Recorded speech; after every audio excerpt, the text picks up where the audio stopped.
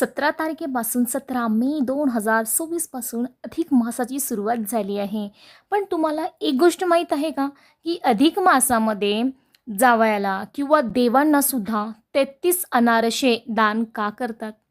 लेकीच्या संसारात नेमकं काय बदलतं? याचं काय महत्त्व आहे? या गोष्टी आज आपण या व्हिडिओमध्ये जाणून घेणार आहे. तर व्हिडिओला लाईक करा, कारण खूप महत्त्वाची माहिती आणि आम्ही तुमच्यासोबत शेअर करणार आहे. आणि चॅनलला सबस्क्राईब करून घ्या. अशाच प्रकारचे चांगल्या आणि ज्ञान वाढवणारे व्हिडिओ तुमच्यासोबत आम्ही शेअर करत राहणार आहे. तर अधिक मासामध्ये अनारशीचं काय महत्त्व आहे बघा. ज्यांना नाही जमत त्यांनी 33 लाडू देतात, 33 बालुशाही देतात, 33 पेढे देतात, 33 ड्रायफ्रूट्स देतात. पण याचं महत्त्व 33 अनारशेचंच का आहे, हे यामागचा आपण व्हिडिओ आज जाणून घेणार आहे. तर अधिक मास म्हणजे काय असतं नेमकं, सर्व डिटेलमध्ये माहिती आपण जाणून घेणार आहे. तर अधिक मास म्हणजेच पुरुषोत्तम मास, म्हणजे पुरुषांसाठी सर्वात उत्तम असं हा मास जो आहे तो अधिक मास. हिंदू संस्कृतीतील अनन्यसाधारण असं महत्त्व आहे या अधिक मासाचा. अधिक म्हणजे या महिन्यामध्ये केलेले दान, पुण्य, पूजा, पाठ, तप, स्नान सगळं जे काही आहे ते अधिक पटीनं आपल्याला त्याचा पुण्य मिळत असतो. म्हणून याला आपण अधिक मास नावावरूनच कळतो की याला अधिक मास असं आपण म्हणत असतो.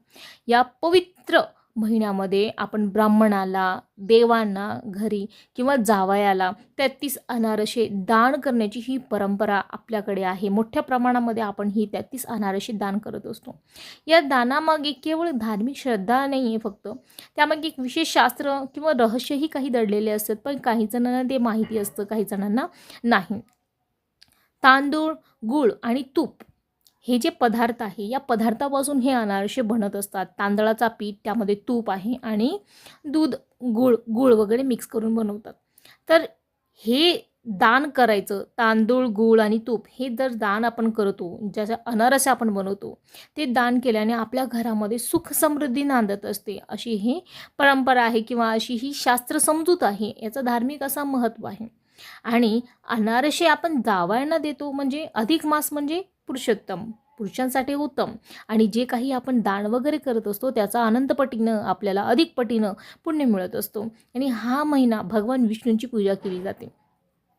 भगवान अधिक मासामध्ये पूर्ण महिनाभर आपण भागवत पारायण करू शकता, विष्णू सहस्त्रनाम वाचू शकता. आणि या महिन्यामध्ये जास्तीत जास्त आपण भगवान विष्णूंची पूजा करत असतो. आणि भगवान विष्णूंना हा महिना अत्यंत प्रिय आहे. त्यामुळे ते लवकरात लवकर या महिन्यामध्ये, जर तुम्ही विष्णू भगवानांना प्रसन्न करायचं असेल तुमची इच्छा, तर या महिन्यामध्ये विष्णू भगवान लवकरात लवकर प्रसन्न होत असतील. या महिन्यामध्ये केलेले जे काही दान आहेत, ते स्नानदान असो, दीपदान असो, अन्नदान असो, वस्त्रदान असो, श्रमदान असो, वेळेचं दान असो, कोणाची मदत करणं असो, ते सगळे दान आहे. त्यानंतर जे ही देवांचा जोही मंत्र तुम्ही जप करणार आहे, कोणत्याही प्रकारचा व्रत करणार आहे, जसं आता एकादशी आलेलं, याचा महत्त्वही आपण जाणून घेणार आहे. एकादशी, गुरुवार, शुक्रवार जे काही तुम्ही व्रत करणार आहे, उपवास करणार आहे, जेही तुम्ही करणार आहे त्याचा पटीने, अनंत पटीने याचा पुण्य तुम्हाला मिळणार आहे, असं शास्त्रामध्ये सुद्धा सांगितलं गेलं आहे. म्हणूनच या महिन्यामध्ये आपण ब्राह्मणाला, जावयांना, लेकीला 33 प्रकारचे अनारसे आपण दान करत असतो. कारण तांदूळ, गूळ आणि तूप यांचा मिश्रणाने बनलेला अनारसे जो दान करत असतो त्याच्या आयुष्यामध्ये सुख, समृद्धी, संपत्ती, यश सगळं काही नांदत असतो. म्हणून आपण अनारसे दान करत असतो. आणि तेही जावयाला, कारण जावयाला जे आहे ते भगवान विष्णूंचं रूप असं मानलं गेलं आहे. म्हणून आपण भगवान विष्णूंचा एक प्रतीक म्हणून जावयांना, लेकीला आपण 33 अनारसे दान करत असतो. आणि आपण जे म्हणतो ना 33 कोटी, तर हे 33 कोटी देव नसून हे 33 देव आहेत. कोटी, कोटी म्हणजे काही जणांचा असं असतो की करोड, पण तसं नाही. 33 कोटी नाही आहे, ते 33च फक्त देव आहे. असं आपण 33 प्रकारचे देवी देवता आहे त्याचा आपण पूजन करत असतो.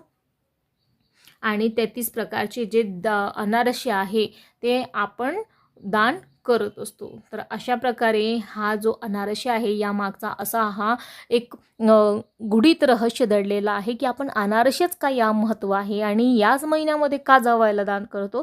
कारण जावई हे भगवान विष्णूंचे रूप मानले जाते आणि हा अधिक महिना भगवान विष्णूंना समर्पित असतो. म्हणून आपण भगवान विष्णूची पूजा करायचं एक प्रतीक म्हणून आपण जावयांना दान करत असतो आणि तेही तांदूळचंच का, कारण तांदूळ, गूळ आणि तूप जर आपण दान करत असतो तर त्याच्याने सुख समृद्धी संपत्तीमध्ये वाढ होत असते, यश कीर्ती लाभत असते. म्हणून आपण भगवान विष्णूंना हा अनारसे अर्पण करतो, म्हणजेच जावयांना हा 33 अनारसे आपण अर्पण करत असतो. व्हिडिओ आवडला असेल तर प्रत्येक व्यक्तींना ही माहिती लवकरात लवकर पाठवा, कारण की प्रत्येकजण आपण म्हणतो की नाही आपण दुसरं काही दान करू शकतो. बघा, अनारसे जर शास्त्रामध्ये सांगितलं गेलं आहे तर तुम्ही अनारसेच दान करणं हा अत्यंत योग्य ठरणार आहे. काही जण अनारसे बनवता येत नाही किंवा जमत नाही किंवा वेळ नाही म्हणून आपण वेगवेगळ्या प्रकारचे स्वीट पदार्थ आपण दान करत असतो. पण ज्या वेळेला त्यांना याचं महत्त्व कळणार आहे त्यावेळेला ते स्वतः फक्त अनारसे दान करणार आहेत. तर प्रत्येक व्यक्तींना तुम्ही हा व्हिडिओ आवर्जून पाठवा, जेणेकरून की त्यांना सुद्धा सुख समृद्धी यश संपत्ती सगळं काही त्यांच्या घरी नांदो. श्री स्वामी समर्थ. व्हिडिओ आवडला असेल, आवडणारच आहे, आवडलेलाच असायला पाहिजे, तर तुम्ही प्रत्येकाला सांगा, शेअर करा आणि प्रत्येकांना ही विनंती आहे की हा चॅनल सबस्क्राईब करून घ्या, जेणेकरून अशीच महत्त्वाची माहिती तुम्हाला नेहमी लवकरात लवकर मिळावी. श्री स्वामी समर्थ.